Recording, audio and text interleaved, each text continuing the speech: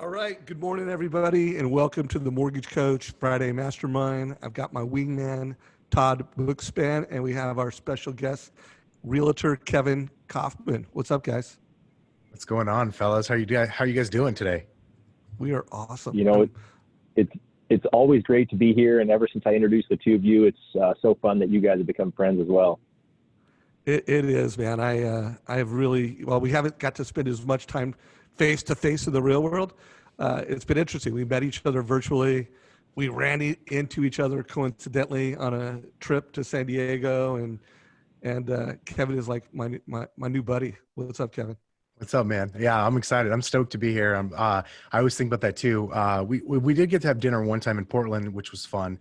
Dude, we had a great dinner together. Yeah, that was that spot, by the way, was good. We probably won't just talk about how good that steak was during today's mastermind call, but that was really bombs. I think everybody in the mortgage coach community probably already knows, like, if you're going to Portland, you need a recommendation to call you, right?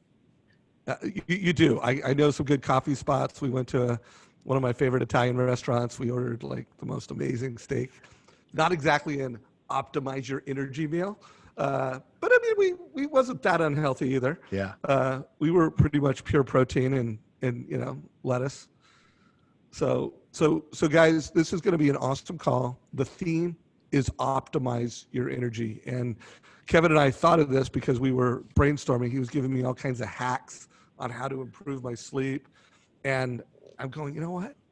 In the mortgage industry right now, we all need this more than ever.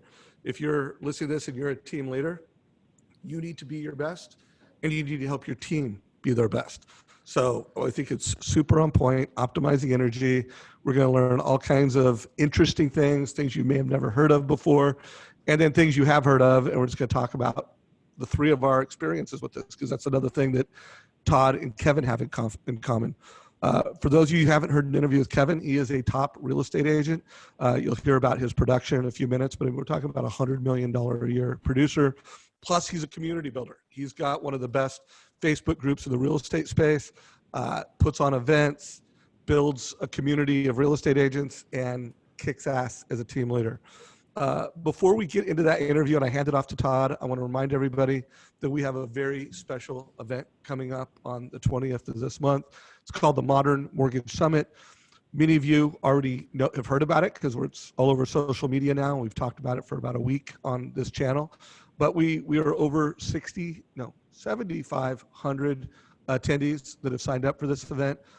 20 different companies have bought a ticket for their entire loan office, for their entire company. So we've had just a great reception from both lenders. They're like, I want all my loan officers to get this. And then we've got hundreds of loan officers that are just going online and signing up. It's only $100. The 28 speakers that we have at this event have done over $4.1 billion in production. I was showing off my dyslexia there. $4.1 billion in production. A number of them have already done over 500 loans this year, 2020. So massive producers. And then the presentations, the longest presentation is going to be 18 minutes. We've got 7 keynotes. We hired Renee Rodriguez to be the MC and to train everybody on how to do a great keynote. So the quality of the presentations should be amazing. And then we have over 20 how-to presentations. These will all be presentations less than 5 minutes on how to do things that modern mortgage professionals need to know how to do. So just quick how-tos. It's going to start at 8 o'clock on 10/20. And I've had a number of people go, when is it going to be over? When does it end? What are the hours? And I'm like, it's going to go until it's over. Todd and I and Renee will be live in Atlanta, and we're just going to go until we've delivered all the content and we've provided all the framing and all the takeaways that we think we need to give you guys to take it to the next level. So if you haven't signed up, there'll be a link down below, $100, Modern Mortgage Summit. Todd, anything else you want to say on that before we get into the topic at hand? I'm so excited for it. I mean, Dave and I had a quick chat with the folks who run the studio in Atlanta. We're going to be recording it live from, and it's just going to be an incredible day. I mean, think about it. These originators have done over $4 billion year to date. I don't think there's ever been a stage in one day that's had so much firepower on it, and it's going to be really tactical. I think there are going to be things that you can all take away immediately and improve, what you're doing. I mean, you guys are all great. You're all part of this community, but we can all always improve in some area, and I know you'll get a lot out of it. So we'd love to have you along for the ride. You also have 30 days access to the recordings afterwards when you sign up. So if you feel like you can't be plugged in all day for one day, you'll still have access to see everything afterwards. So I'm just super fired up. I can't wait to see you there, Dave. Right on, brother. So Kevin, we will give you a free ticket. You're a realtor. Right on. If you want to pass, I do think it's going to be one of those things that's valuable for realtors. I had a top producer loan officer the other day reach out and go, Dave, you mind if I buy 5 tickets for my realtors? And I'm like, yeah, I think it will be valuable to them too. It is targeted to loan officers, but I mean, they're going to be talking about, how to have your perfect day. That's the same thing whether you're a loan officer or a realtor. Yeah. They're going to be talking around video is no longer optional. That's the same thing whether you're a realtor or a loan officer. Yeah. You're talking about how to build a personal brand. That's what Denise said. I mean, so a lot of this parallels really well with a real estate agent. So Kevin Kauffman, I'm gonna let your bro, your local buddy, Todd, do the formal introduction and get this conversation started. Todd. Well, so you guys have to know, some of you have seen him here before. We were trying to remember today if he's been on 4 or 5 times, but he's definitely the real estate agent who has contributed the most to our community. And I'll tell the story for those of you who didn't tune in before, but I had met Kevin when he was the owner. Real quick, I'm sorry to interrupt you, but if Realtor Glenn Bill is listening to this, Glenn Bill is also a top real estate agent that's been on the show a lot. So Realtor Glenn Bill, all right, one of the top realtor endorsers. Top 2. All right, well, I'll have to have Glenn on the Friday mastermind so I can throw him on the list too. And Nicole Solari, if you heard that, you're a badass too. So I'm sorry, there are a couple other agents that if they're watching this, I want to make sure we don't want to short those contributors. I agree with you. Okay. And keep going. I first met Kevin in the industry, right? We're both in the Phoenix, Metroplex marketplace. We sat down for coffee when he was a co-owner of a brokerage, and it was just a nice meeting. And we just always were hello when we saw each other. But it was a few years back at the Genius Network, a entrepreneur group that Kevin and I were both part of, where, I bumped into him one morning walking in and I said, gosh, you know what, Kevin, you look amazing. And, he really did. He looked just different than previous times I'd seen him. And we proceeded to sit down. And normally when you're at that type of event at the breakfast table, there's so many other entrepreneurs there that are from other places. You want to spend your time learning from them. But he and I were just so enamored in the conversation we were having about his health. And I credit him with putting my whole family on a different health journey because we started seeing the same doctor and following some of the same practices that he has followed. And that's really where he and I spend our time. We don't talk much about real estate and mortgage and what's going on there. We actually talk about what we're talking about today, optimizing your health. Now, of course, Dave also did lay it out that Kevin and his team do over $100 million. If you're familiar with the real estate juggernaut company, EXP, they also lead one of the largest groups under EXP Realty. What am I forgetting there, Kevin? Why don't you give a quick short resume on your real estate career, and then let's just jump right in on this topic about how to optimize your health. Man. I think you nailed it. Yeah. So I'm sitting here in Tempe, Arizona. We run a real estate team based here, have now for my business partner and I have been working together since February of 2012. I've been licensed like 6 months longer than that, but yeah, we run a team. We are one of those weird expansion teams where we actually sell real estate in a couple different states. This year we'll do north of 300 units and just north of 100 million in volume. When it comes to production, really, I love, and Dave mentioned this earlier, I love communities, right? So we've got the Facebook group community, Next Level Agents, which is a really fun part of my day, fun part of my business and life. And then podcast for real estate, mostly for real estate agents. You've both been guests on there. So again, it's kind of why I'll gladly accept the ticket to the virtual event, because I think education is education and business is business, and we can all learn from it. So that's, I do the podcast for fun because I like to pick the minds of people in business who I really like and respect, who have businesses or that are really great, or they have something in their business that they do is really great that I wanted to be able to try to pull out of them. And I've sort of always done that naturally. And so I decided to start recording those conversations. And that's a really original name for our podcast. It's called the Kevin and Fred Show because my business partner's name is Fred. And I guess that was just all I could come up with. So there, I think we nailed the resume. And I'm certain this is like my 5th or 6th time here. I don't know if this ranks me 1, 2, or 3, but I'm okay being number 3 for now. Because the other two you I mentioned are wasn't here studs. to say that you weren't number one. I mean, I just wanted to comment. There's some other really prolific realtors that have given back. Todd, before we get into the Optimize Health, something just occurred to me, because Todd and I at this Modern Mortgage Summit, we're going to do a closing keynote called Modern Mortgage Originator Defined. And so I have, I've studied what it is to be a modern mortgage originator. Mortgage Coach is an innovation that helps. It's one piece of many pieces of technology that powers a modern mortgage professional. But I've been just studying at another level to prepare for that keynote. And one thing I noticed, that all of the $100 million producers that are going to be on stage are coaches and leaders in addition. Like they don't all like for fee coaching, although many of them do. Many of them are part of different coaching organizations and are actually charging to be coaches, but they have podcasts, they have shows, they're doing leadership. And so I just thought it was interesting hearing you, like here you are, this $100 million producer, and like, I do a podcast for fun. No, you do a podcast because it makes you better. You're super curious to learn. Yep. And you have figured out that like, if I'm gonna, like, doing that podcast will help me learn more and it will help me be better.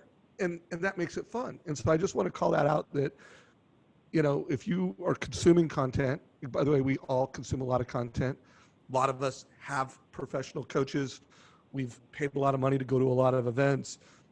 They've all done that. So they're consuming content and they're creating content. Anyway, I just thought that was interesting, the way you did that. One more question. Do you allow loan officers into your Facebook group? Yeah, we do. Only cool ones though. So like you've got to be a member of like Mortgage Coach Community or Win by Noon or something like that. Otherwise we just reject you. So yeah, no, we definitely do. It's called Next Level Agents, but the reality is we let a few folks in from from the industry that aren't that aren't actual real estate salespeople, because again, it's all part of the business. We're all really, especially lending, like we're all really doing the same thing. It's just different, different terms and different part of that same transaction. Okay, one more question, then Todd, I'll let you ask the first question. Getting into the topic at hand. So we'll put a link down below to that group, and it's a fantastic group. They have a lot of integrity around not allowing spamming and selling. So I wasn't even sure if you let loan officers in, because it's a really just realtors helping realtors type of group. I think it's the best one. It's the best one that I follow. Now, one last question. Your podcast, you can't say listen to the interview with me or Todd, so we're excluded. If someone was going to listen to one podcast interview that you did, which one should they listen to? And it can't be me or Todd. Damn. So I could answer that question so many ways. Like, what's my favorite episode that I've ever recorded, or what would be? No. Answer it in a way that knowing that we have a group of loan officers, and they're only going to, first of all, they're only going to give you 7 seconds. Like, if you're not digging it, they're not going to come back. What's one interview that you think they would get the most value from? And they'd be like, wow, I want to come back and listen to another one. It'd have to be Dean Jackson or Greg Gale. Greg, because he's in lending and runs an amazing business as well. Dean Jackson, because he's one of the brightest marketing minds on Do Dean the Jackson, planet. guys. We're going to put a link down below to Dean Jackson, because he is one of the greatest marketing minds. We need to be great marketers. And I'm taking nothing away from the other one. I know Dean. I don't know the other guy, I don't think. Although maybe I'll listen to that one now. So Todd, I hand it to you. I'm sorry I took so long on the opening, but let's get into Optimize Your Health. I think that's the fun part about having the three of us on here. We're just going to continue to rap as we go. I think the biggest thing, and I don't really know the best question to start with other than, hey, where do you think we should start talking about optimizing your health? Because I know a lot about your journey, but why don't you just jump off here with folks who want to get started? Yeah, let's start here. So Dave and I were on the phone about something totally unrelated of, 2 months ago or so. And I think he was running an idea past me, or I was running an idea past him. And then I was like, hey dude, what's going on with your sleep and how's that? And so we were kind of sharing some different hacks, and I've gotten into some of the, I call it woo woo stuff, right, in the last couple of years of my health. But where the idea came from, and I totally will credit Dave for this, is as I started sharing with him how I even got to the point of knowing the probably 5 or 10 different, I've now solved a lot of people's sleep problems for them, because I've researched so much of this stuff and Todd, as you know, like that's why we had that breakfast together at that event with like 400 or however many of the smartest entrepreneurs on the planet. But let me give a little backstory. So when I grew up, I was about 21, 20. Yeah, I was 21 years old. I legitimately weighed, and I'd been overweight my entire life, but I found myself at about north of 400 pounds, and in terrible shape, like every other member of my family. And well, I won't give the whole story. I went through, I had a moment, like I just legitimately had a moment. And over the course of the next less than year and a half, lost 180 pounds. I mean, it was easy because I just like first 100 pounds came off quite literally in 8.5, 9 months. I started writing down everything I ate, started working out, hired a trainer, supplements, blah, blah, blah. And that kind of started my journey. So like from that point on, so that was what, 20 years ago, 21 years ago, I started figuring out if I did this, then my body would respond this way. If I ate that, my body would respond that way, et cetera, so on and so forth. So totally changed my life. And then I got a few years later, I'd gained a little bit of weight back and then a little bit more. And what I kept running into these walls where I could, I could look at a meal that was unhealthy and I'd probably gain 7 or 8 pounds. But conversely, I would be able to like absolutely lock down my eating 100% perfect, to the point of like knowing the calories down to the calorie at any point during the day, knowing the macronutrients, et cetera, working out 5-6 days a week. It's kind of the Dave Asprey story. And then like, it didn't work. Like it just didn't work. I could not, like I might lose a pound a month, maybe 2 pounds on a good month. And it was like pulling teeth. And I tried everything, every single diet you could think of out there. And it wasn't always about weight loss. It was also about just feeling better. Through that journey, I eventually got into real estate, started my own business. And obviously then we all know the pressures of getting started, especially, Todd and I, you and I both were, here in the Phoenix area and worked right through the recession. Right. And so we both put in some long hours and that has its toll. And anyways, as I was trying to solve this, what I thought was just a weight problem initially, what I found out was this, so much more than that, where I've come across some really great mentors and have changed a lot of things. And so everything from understanding light, which is why all three of us have goofy glasses, to sleep, to nutrition, of course, being one of them, but all of these different things that play into the way we feel. And it's just become important to me because I realize, especially now as I have little kids, I've got a 5 and 7 year old, almost 6 and 8 year old, like, I want to make sure I can pick them up and play with them forever when they have kids and not miss anything. And I also want to feel good because I've got huge business goals as well as family goals. And so it's just become this thing. I've been really lucky, I think, because of what Dave, when he talked about why I do my podcast, I do that just in real life. And I remember I had a neck problem. And so I went to see this chiropractor that was like, this guy's like, he's a unicorn. And I started doing that to him because I do that naturally. And I started learning all these things. That's where I started learning about light. And when I say light, I mean sunlight, but also artificial light, sleep, and the importance of all that. And it's made a huge impact to my life and my business, man. And so I'll fast forward. I think what I had told Dave is, and now I'm 4 or 5 months into fasting regularly. I feel better than I ever have. I've lost 45 pounds since the last week of May. Since May 27th was the first time I weighed myself, for this like log that I have going now from fasting. And I haven't lost weight that fast, which sounds silly. It's a weird measurement, but I haven't been able to lose weight that fast since I was 21 years old and I'm 42. So here we are. How's that for a setup? I love think that. that's, I want to cover something, how we got on the conversation of sleep, because I remember vividly how it happened. I was a guest on your podcast and we had just a great conversation about innovation, but we really didn't get into the health, and we didn't know both how obsessed we both were with getting quality sleep and the right sleep to be our best. And you asked me the question, Dave, what's the coolest thing you've bought for under $100? And I pulled up my Oura ring, and I'm like, I don't know if it was under 100, but it wasn't. If it was over that, it wasn't that much over. And I'm like, this has just been a game changer, because I have always obsessed about getting enough sleep. I've also just naturally get up early in the morning. I mean, I get up between 4 and 5, literally my entire life. I mean, as a little kid, I was, breaking things downstairs before my parents got up. I mean, I've always been the first one up in the house, and I'm also probably the first one to go to bed. I make sure I get my sleep. But this is what did it. So guys, check out the Oura Ring. And I think it's safe to say that if it's not the single most important thing to optimizing your day and optimizing your health, it's getting the sleep you need. And so I'd love to go down the list. I noticed that Todd has on his glasses. I got those. Again, I didn't know about this, but in our last conversation, you told me about, I was telling you I'm not getting enough deep sleep, getting enough REM, but this uncovered I wasn't getting enough deep sleep. And I started wearing those glasses a couple of hours before I go to bed. So what are some other things? Oh, by the way, Todd, do you wear those glasses 2 hours before you go to bed, or like what's your rhythm on that? Yeah, 2 hours before you go to bed, right? No, get off the blue screens, and they're blue blockers.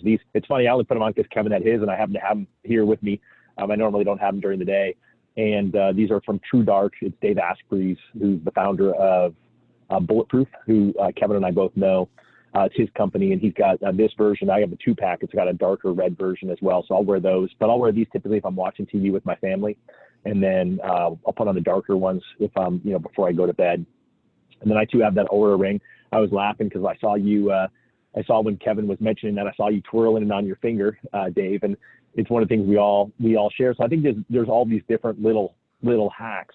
The Oura Ring is more than $100, but it's one of those kind of game changers, because I knew that, Dave, we used to talk about the apps on our iPhone that we use for sleep, and I originally got my Apple Watch so I could track my sleep, and it just takes it to the absolutely to the next level as far as sleep goes.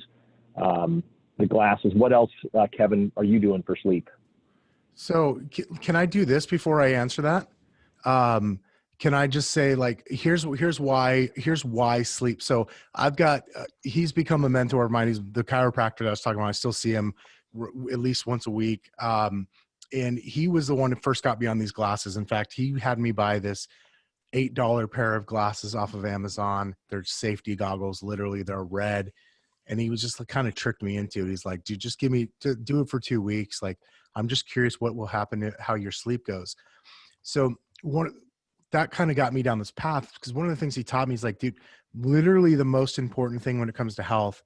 So we've all been taught like it's diet and exercise. And I'm not saying that diet and exercise are not important. They are.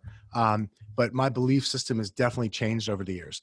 And my belief is that the number one most important thing is light. And when I say light, I mean artificial light, like the lights we turn on in our house, and sunlight. And then sleep. However, sleep would be number one, except that light actually controls sleep. So, and I'll talk about what I mean there in a minute. And then it's like his belief, it has to do with other things like EMFs. And then a distant fourth and fifth is diet and then exercise. And a lot of the people who have been doing a lot of this research and feel great as well would definitely agree with that diet and exercise are, while they're important, they're just not one or two, or even 1, 2, or 3. And I think most people, common belief is that they're 1 and 2. So assuming that sleep is the most important thing outside of light, controlling light became really important for me. So that's why, the blue glasses at night or the red glasses for at least a couple hours before bedtime have become such a big deal. When you talk about what do I do for sleep, the number one most important thing I do to guarantee that I'm going to have a good night of sleep is I go get some sun first thing in the morning. So literally tonight's sleep started this morning. So I go outside and it might only be 1 or 2 minutes. I just do whatever I can, but I try to go outside. Now, when you live at Dave's house, you could probably go outside completely in the buff.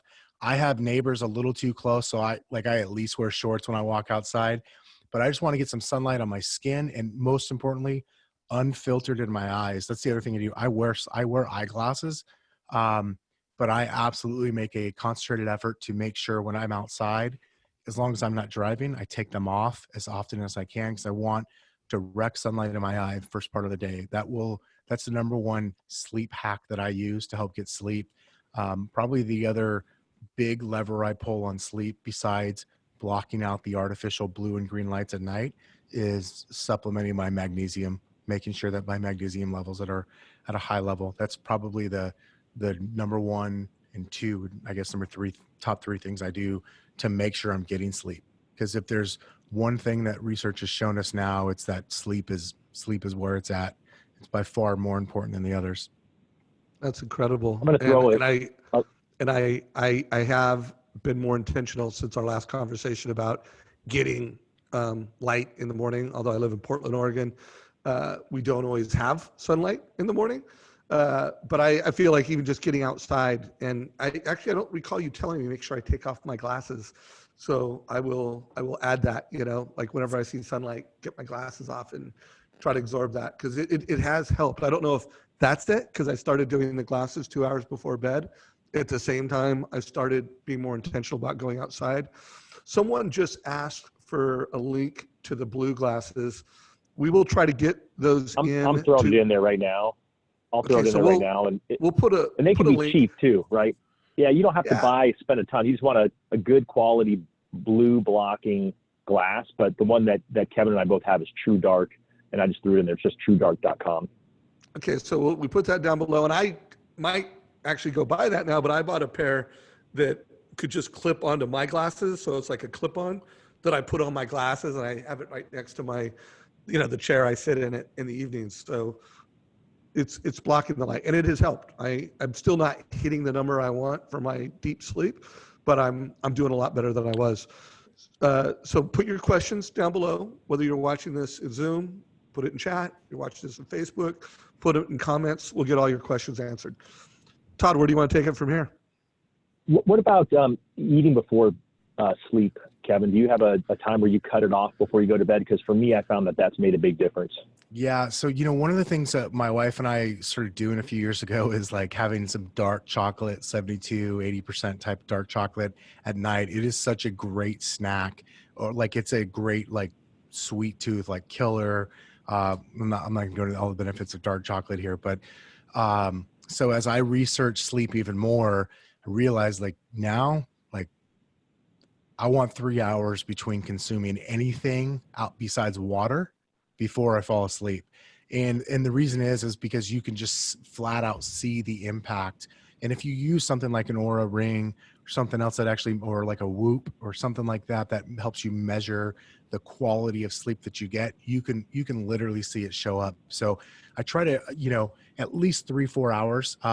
Since I've started the fasting routine and the time restricted feeding, that's become super easy to have at least 3-4 hours, sometimes 5 hours between eating and going to sleep. And I won't go into like the science of why all that works. Just know, like, if your body is working on digesting food and then releasing insulin or glucose back out into your bloodstream before it should in the morning, then it's just gonna impact the way your body recovers.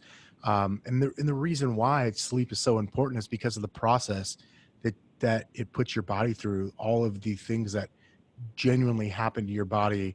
Like it's a cleaning out process. Like, think about it this way. It's like, it's the city either street sweeping or picking up the trash. That's what your body goes through every day. And if you don't allow it to if you don't allow your body to get into deep sleep, that's where so much disease and sickness comes from over time. And so not eating, for sure. I was going to say one other thing, like for extra credit, like, and I don't do this often enough. It's the one thing where on vacation, I do a really good job of it, and during the week I don't, is I also want to be able to go outside at sunset and just get my eyes unfiltered on the sun going down too. It's before I put on the blocking glasses. I mean, our bodies are infinitely more complicated and yet not that complicated. And one of those things is just the indication to your body, your circadian rhythm of with the sun going up and sun going down. So let me summarize a few things. So guys, optimize your sleep. If you're not getting it, figure it out. We just had a comment from Michael Rivero. What's up, Michael? Blue blocker glasses are game changers. Yeah. So he's a young millennial badass, and he's optimizing his performance. And there's a testament to that. If you're not measuring your sleep, measure your sleep. Get sunlight early in the morning, first thing as possible, as much of your body as possible exposed before you go to, while the sun goes down. Get some sun, watch it go down without your glasses on.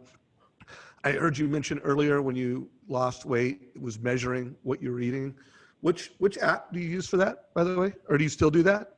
So I don't, and we can talk about fasting too. I saw there was a question there on Zoom. Yeah, we're gonna get there for sure. So I don't measure that anymore. I'm not a calorie, as much as I bought into that. I was a calories in, calories out guy, and I'm just not anymore. Todd, what was that? I'm using MyFitnessPal because I track all the macros, right? So I'm tracking, protein, fat versus carbs still, and tweak that, with the help of the doctor. Kevin and I have the same doctor, and to, as I'm watching my gut health and tweaking the amount of fat versus protein versus carbs. So I still do that. But definitely I think the fasting piece, which I've always done intermittent fasting, and I just stop eating at dinner and then I typically eat midday. But you got me going on a new fasting app, and it's being more intentional about it for the last 2 weeks has been really big for me, because it's, I've always believed what gets measured gets done, right? I mean, that's what Win by Noon is all about, is about tracking what you do to get the results that you want. And, but it's interesting for me because it's pushing me, right? I'm doing the 16 hours fasting, 8 hours, off that you're doing. And with a couple of 1 day a week, I can't quite do the 2 that you're doing of not eating for the full 24. But why don't you, I don't want to take away your thunder. Why don't you walk through what you're doing with the app and which app it is and all that? Yeah. So when you talk about apps, Dave, and if you want to set it up before we go kind of down that rabbit hole of fasting, that is the one, I guess, food app I use. It's called Zero. And it's free, Zero, just like the number. There's a paid version of it, which I pay for because of the value I get out of it. And one of the people that really got me on the fasting train, is a doctor. He was almost my doctor before my doctor became my doctor. His name's Peter Attia. And he is he's one of the investors in that company, chief medical officer. So he contributes a lot to that. Really? App. So I didn't know that Peter you were close with him. I pay for his premium. Not close with him. I almost hired him though, until I realized how much year one was. So, oh, got it. I pay for his premium, I think it's $10 a month to kind of get because I get so much value out of it. The summary of his notes, Yeah. I love that. Okay. Got it. I'm downloading Zero right now. Yeah. It's an amazing, it's so simple. It's one of those things where it's so simple. It's brilliant. I dig it. So cool. I'm 14 hours we go down on my I think we could spend the rest of this call on fasting, and we might. We've got another 24 minutes. But I want to ask you, I recently started taking this. Don't know if you can see it. I can't quite. What is it, Dave? Tell us. It's colostrum. Oh, like colostrum. Colostrum. Like breast milk stuff, right? Yeah, but it's grass-fed. I can't remember. Might have been Ben Greenfield. Yeah, that dude's weird. He's out there. I love it. He is a little out there. I know. I love it. I love it. But and I got his big book. That big table book, which it has a lot of great stuff in it. So you're not familiar with that? I was going to ask you if you have tried that or not yet. I'm like 2 weeks into it. No, not yet. Haven't tried it yet. All right. So we won't go down that rabbit hole. Let's go down and make sure people get what you're doing from a fasting perspective. And then Mortgage Coach community, if there is one thing you're doing to optimize your energy so that you can be the leader you need to be for yourself, the leader for your team, and if you're doing anything for your team to optimize the overall well-being of your team, I want to hear about it. My son just had his first practice yesterday for the Syracuse lacrosse team, number 24. So he got his number yesterday. But the team, they got headspace for everybody, which I thought was super cool. how cool is that his lacrosse team got headspace for all their athletes? So if there's something you're doing for your team to help optimize health, put it in chat. We'll cover it at the end. With that said, let's get into your fasting rhythms. Yeah. So I want to preface this and say, because there was a question, I think it was Nick, who said, hey, what's your regimen for fasting and what it is today versus what it was in late May when I started this. I want to first acknowledge, I didn't even realize this till about 2 weeks ago. A friend of mine, and Todd knows him too, his name's Michael Burnoff, wrote a book called Average Sucks. And as I was reading that book, I realized I needed to change my average, and there was something that I needed a challenge. And so I decided I'd been listening to Peter Attia for a couple of years, and I'd been thinking about fasting and, quite frankly, just sort of afraid of it at the end of the day. And I decided to challenge myself. I would just do a 24-hour fast one day, because intellectually I know that not eating for 24 hours is 100% mental, and there's no, for most people, there's absolutely no physical challenge whatsoever. It's all mental. And so I did it. I just did it one day, and I was like, oh, that wasn't so bad. And then I did it again the next week, and I didn't really fast. Like, I didn't do what I would call time restricted feeding, which is like what Todd mentioned, where most days now I don't eat for 16 hours and I allow myself to eat in an 8-hour window. And then I just started playing around with it. I've done a 36-hour fast, a couple 48-hour fasts. I just completed my first 3-day or 72-hour fast last month. I'll probably do another one in about 5 weeks. But my kind of like regular regimen that I've settled into over the last 2 months is I do 2 24-hour fasts a week. So twice a week I'll do a 24-hour fast, and then all of the other 5 days I'll typically do 16 hours of not eating, 8 hours of my time restricted feeding. That's the feeding window. That said, I mix it up as often as possible. Like this week, today, Friday, I'm currently about halfway through my third 24-hour fast for the week. So I'm just trying to, I switch it up. I don't want to always just do the same thing and have a regimen around fasting. Because I think that's one of the things that we can do that we're just overall, it's good to have variety. Well, 24 hours isn't that hard, because it's just dinner to dinner, right? I mean, it's not, like you're starving yourself. Guys, and it is totally mental. Wait a minute. Am I the only one that's going like, that sounds hard? Like, I've done some micro fasting and I have fasted for 24 hours, but guys, I'm sorry, as normal people, that is not an easy thing to do. If you were with me and you think fasting for 24 hours sounds hard, please join me. I don't want to be the only one on this call that doesn't think that sounds hard. Now, I am probably, the most overweight on this call too. So not probably, I am. But fasting for 24 hours sounds hard, dude. Dude, I'll tell you what, I'm telling you, that's why I did it, because it sounded so hard. I was like, I don't know. I don't know. I just don't know if I can do it. But what I did know, because I'd learned enough about it from listening to Peter Attia and another guy that he had on his podcast called Dr. Jason Fung, who's a nephrologist, who he's like, that's his number one go-to medicine is fasting. And this guy's an MD, like a practicing MD. And his number one go-to is absolutely fasting. And so I was like, okay, I'm just going to do it. And that's why I did it 2 weeks in a row. I did a 24-hour fast 2 weeks in a row. And I just realized, like, oh, I can do that. Yeah. Is it challenging? Sure. But like, I was talking to my chiropractor the other day. I was not in the middle. I was almost at the end of a fast. And he's like, oh, you're fasting? I was like, yeah. He's like, just for the fun of it today? I'm like, yeah. I'm like, it's easy, 24-hour fast. And he's like, look at you, 24 hours. You're like, it's easy. And I'm at the point, and it's only taken a few months of, if you just said, hey, like, drop of a hat, let's just fast for the next 24 hours. Like, I would do, like, I get it. I would do it. I could do that. No problem now. So it actually does feel easy. So I was all proud of myself, and I thought you were going to go down micro fasting. I've been like not eating after dinner and then skipping breakfast and going to lunch. And I've been feeling like a badass. And I thought that was the thing. Dude, that's harder. I think that's harder. I believe this is maybe it's my mind game and how much of a weirdo I am. I actually didn't start doing that until after I'd done not just a couple 24-hour fasts, but a 36-hour fast, before I would go beyond like 13 hours in my daily fasting. No joke. Because it's just different. Yeah, I really don't have a problem. I mean, I don't do it a lot. Like I eat breakfast probably 3 days a week, but I used to think not eating breakfast was this bad thing. And then I think it was Peter Attia started hearing about micro fasting, and I was like, oh, that's a good thing. I can do that. So I've jumped into that, and that's why I did download your app. I'm going to check it out. I haven't measured it.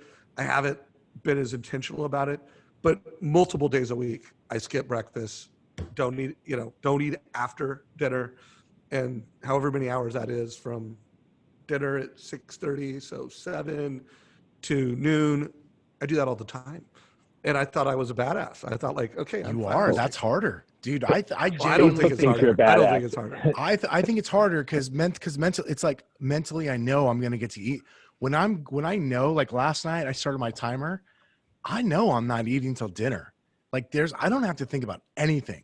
I'm not thinking about what I'm having for lunch. I don't think about if I need a snack or like what am I going to break my fast with? Do I need to bring some macadamia nuts with me or just slice it, some cheese sticks or something? I don't have to think about any of that. And so I genuinely believe that not eating during the day is so much easier. Be like headspace, dude. Well, I start getting, what's that term? Hangry at lunch. Like if I don't eat lunch, and like that's programmed. Between 11 and 12, that's mental programming, dude. Okay, I thank you. Work on me. So yeah, there's a book. Anybody who's interested, this is a super easy layman's terms type of book on fasting. I got to it because of that Jason Fung, Dr. Fung I mentioned. His most recent book is he co-authored with 2 other people, and it's called Life in the Fasting Lane. What I love about that is he gives a ton of easy mental tips and tricks, and of course, all of the benefits as to why we should fast. But here's the thing is like, dude, we get hungry at lunch because we think we're supposed to be hungry at lunch. No, dude, I get hungry at lunch because I'm hungry at lunch. Yeah, but have you noticed that if you sit with it, like you're not hungry until dinner time. I agree. You're hungry for an hour. You're hungry for an hour, but if you're busy and productive during that hour, it doesn't matter. Go out, like have some green tea or some black coffee. It goes away. Dude, if I drink black coffee at lunch, I would not sleep at night. I can't. Oh man, I wish I had that problem. Oh yeah, I can't. I do like a little, one shot in the morning of espresso, and that's good. Like if I do any caffeine, if I do 2 of those, it impacts my sleep. If I do something afternoon that has to do with caffeine, I'm on drugs.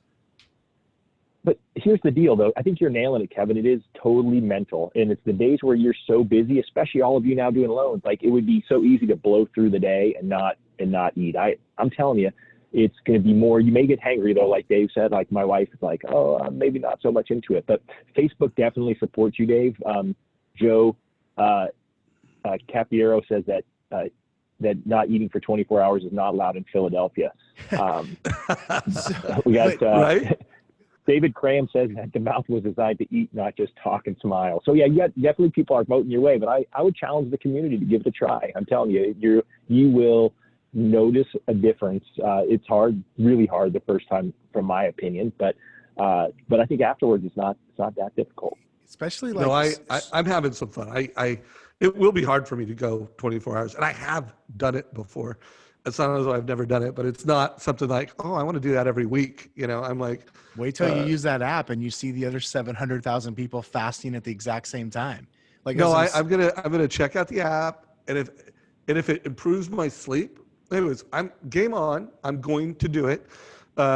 So first of all, I'd love to know in the community how many of you are at least micro fasting, and how often are you doing it? Is it never? Is it weekly? Is it monthly? Just give us a sense. Is this something that you guys are playing the micro fast game? But let's sum this up. Number one thing, if you just get the sleep you need, you're gonna be one step. That's the biggest step you can take to being your best. If you're eating healthy, well, what would you say is number 2? Because you're saying sleep is by far number 1. Would you say fasting is number 2? No, light's number 1 because it controls sleep. So okay, so light's number 1. So light meaning sunlight as well as artificial light, and then sleep. So I won't go down the road of EMFs today, because I'm not it's just not something I'm even tackling. And then diet and exercise after that would be they're either 3 and 4 or 4 and 5, depending on what your belief system is, and your level of actually researching and doing stuff for yourself. Like this is the thing. Like most we've just been taught to eat lunch, breakfast, lunch, dinner. We've just been taught to do it. So we do it and we think that's it. What do they say breakfast is? It's the most important meal of the day. Start to your day. Yep. Right. But it's like, hey, here, have some bread. But here's the deal. Like even those of, especially in this industry, who are like hard drivers, high performing, either running a huge business or have a ton of responsibility, and like they skip lunch, they might skip breakfast and skip lunch, but they're putting crap in their coffee, like sugar, and they're having Monster energy drinks or whatever during the day, but they're not eating it. That's actually, so that's not fasting. And then they feel like, but they're still gaining weight because then they go and have a totally terrible meal for dinner for the one meal that they do eat. I want to be clear, like that's not what I'm talking about when I say fasting. Like fasting is black coffee, tea, and water only. And some people are like stricter and they're like water only. Can I do a breve macchiato in the morning? I know the answer, bro. You could, but I'm just seeing that kills my fast. Does it kill my fast? Yeah, for sure. Shit. Yeah, for sure. All right. Kills your fast. All right. So a couple You things from the crew. Coffee. So far, Joe's comment about 24 hours of not eating is not allowed in Philly is still the funniest thing so far. Terry Ann Hart, she said, I'm still a badass. Thank you, Terry. You are. Sean Lowe. I'm not going to read your whole email, but the dude is on it. He is doing a 72-hour every second month. First time was hard because your body's detoxing. It's easy now. I'm faster, sharper, stronger, and leaner than I've ever been. When I heard about it, I had a hard time being a believer, but he's like, stop, all caps, stop eating breakfast. Is that pretty much, would you just say no more breakfast, stop eating breakfast? I'm not going to say that.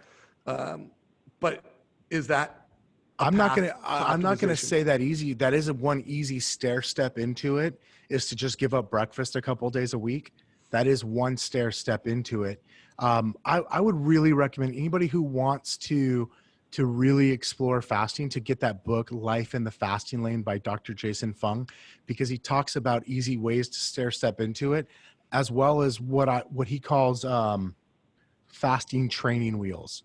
So things like putting a little, and I say a little, like a tablespoon or less of heavy cream in your coffee on fasting days, or even on your time restricted eating days, things like that.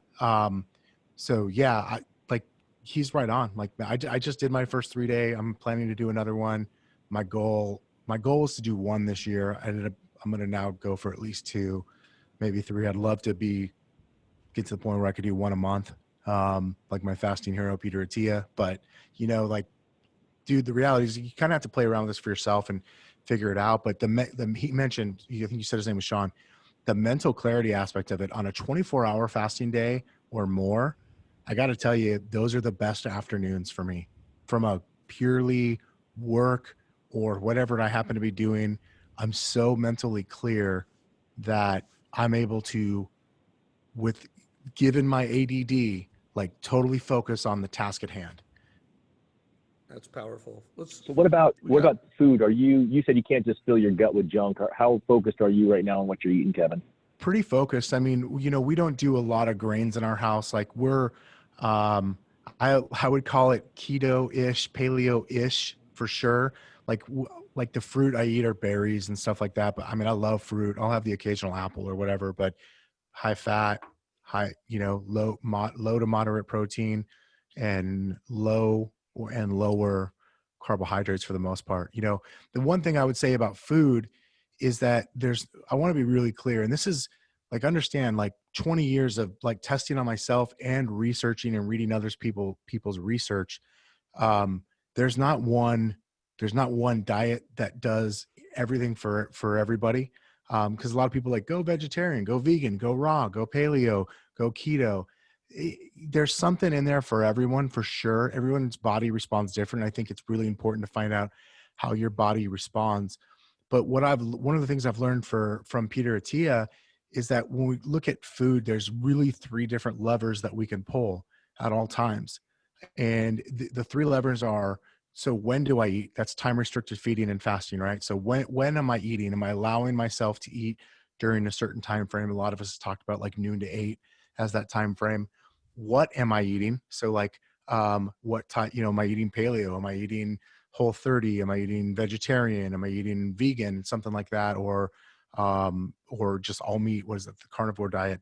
And then there's the how much, the volume of it, or the calorie level of it. So it's when, what, and how much. And he likes to, what he's taught me is like, those are three different levers. And his belief, and it's really my belief at this point too, is you should always be pulling one of those levers. And a good amount of time, you should probably be pulling on 2 of those levers. And occasionally you're probably going to be pulling on all 3 of those levers at the same time. So if you look at your food as 3 different levers, when, what, and how much, you always want to be pulling on 1, 2 most of the time, and 3 occasionally. So guys, this has been awesome. We got 9 minutes left. I want to transition a little bit just to brain, like how do we treat our brain? Meditation. I want to know, are you doing any meditation intentionally? Are you using Headspace or an app like Calm? Also, have either one of you guys watched the new, well, it's not that new anymore, but the Netflix special, The Social Dilemma? Dude, No, I'm scared to watch it. I did.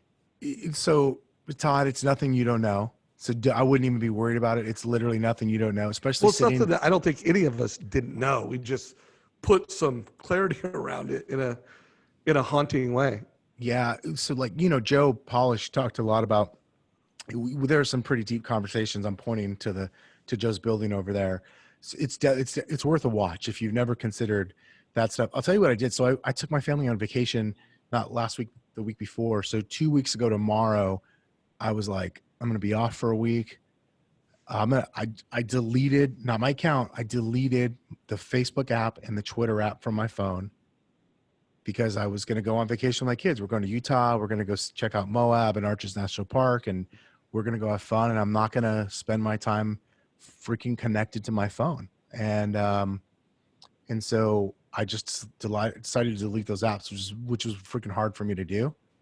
And I just haven't put them back on. So like, there's been some mental help right there. Like, no doubt. Yeah, well, my wife literally, I watched it myself, and I watched it with her.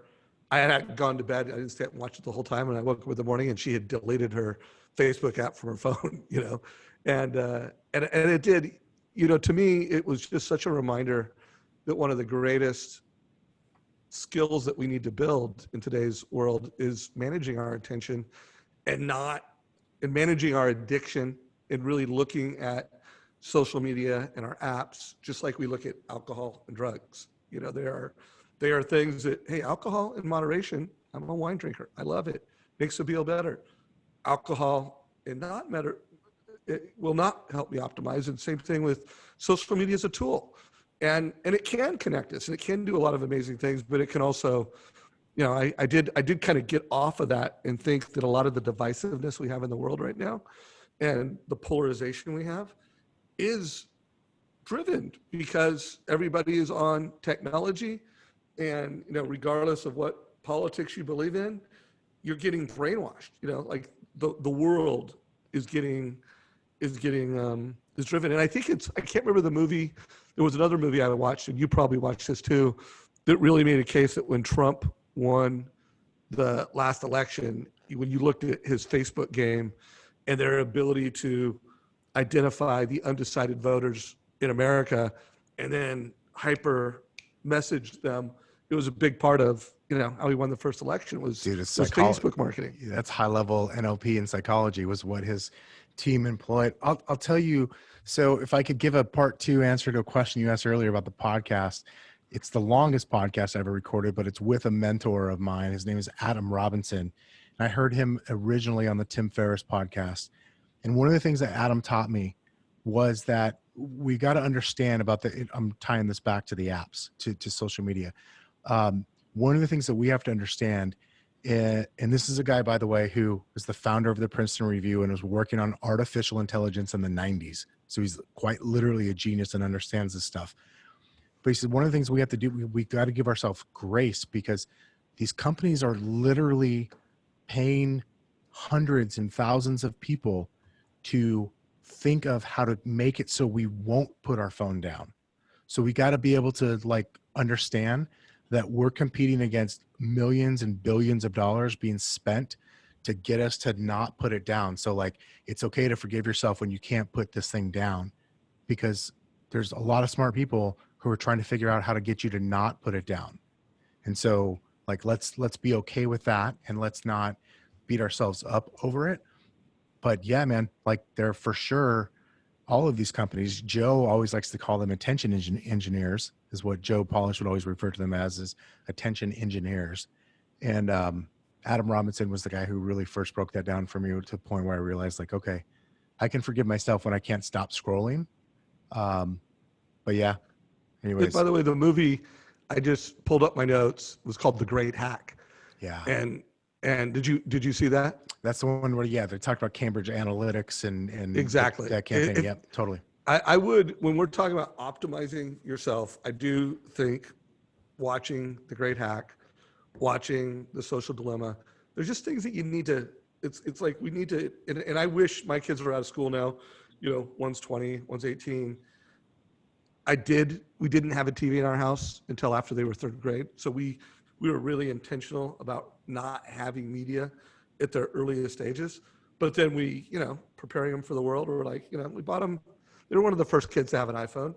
And we did control a lot of things, you know, like at dinner time, you know, we weren't all on our mobile phones, but I wish I would have done more training, you know, and I came after watching that going, I need to really be intentional, just like fasting, getting your sleep, managing my attention more. Like I need to up that game. So it sounds like you agree with, well, you obviously agree with that. You went on a family vacation and, you know, deleted apps and haven't come back. So any other advice for, call it, mortgage professionals that are trying to be their best? Because let's face it, these apps, they can suck our attention and our spirits, but they can also be really powerful marketing tools and community building tools. Any other thoughts on that? Yeah, we just got to make sure that we're not the tool, that we are the one using the tool, right? And so the one thing I would say is if you're anything like me, like I consume a ton of information because I always want to get better, and you can't just go out and do it all. So you're not going to go from never fasting to a 3-day fast unless you're just one of those crazy psychos that can do that, right? Most people aren't able to do that. So like when you hear things that you want to try, whether it's fasting, deleting an app, using something like Calm or Headspace, give yourself enough grace to like stair step or baby step into it and just try one thing. You know, one of my first mentors wrote a book called Eating the Elephant One Bite at a Time. And it's just the way you got to do it. Like you got to make a decision if you want to get better at fill in the blank. Just know that you're not going to go from 0 to hero in 1 day or 1 week. You know, it's like you're not going to be at Todd Bookspan level of production your first year in mortgages. It might take to the third or fourth. No doubt. Just a reminder, everybody, Todd Bookspan is, you know, one of the few leaders that's run a branch that does over 500 units a year and mentored and coached a lot of people over the years to do that. So today he is the founder and owner of Win by Noon. He is putting on an amazing event called the Modern Mortgage Summit that I'm helping with. Make sure you guys check that out. If you want to be a modern mortgage advisor, if that's an attractive thing to you and you want to be the best of the best, you know, check it out. Todd, how do you want to close out today, brother?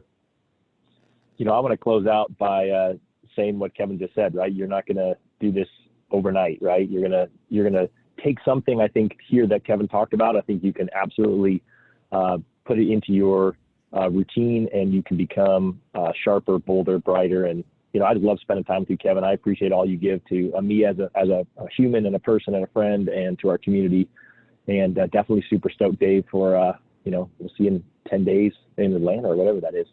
12 days. No, coming right no up. doubt. Well, I want I want to close out with one thought, and then Kevin, we're going to give you the final words. But guys, we're in the mortgage business. We are so blessed that we not only have jobs, we're having record-breaking success. I want to remind everybody in the mortgage business our obligation to give back. There's a lot of small businesses still hurting. I hope everybody in the mortgage business is tipping big to your local providers. I hope you're still remembering to help those folks out. And I don't think I need to say this, but remember, guys, we have teams. You know, when I talk to a lot of the best team leaders, they're like, you know, what's your biggest challenge right now? Not burning out my team, and showing them I love them and helping them with their mental well-being. So maybe, you know, this month we should, you know, do some intentionality around headspace, you know, or calm. Maybe, again, I don't know enough about it to recommend don't eat breakfast.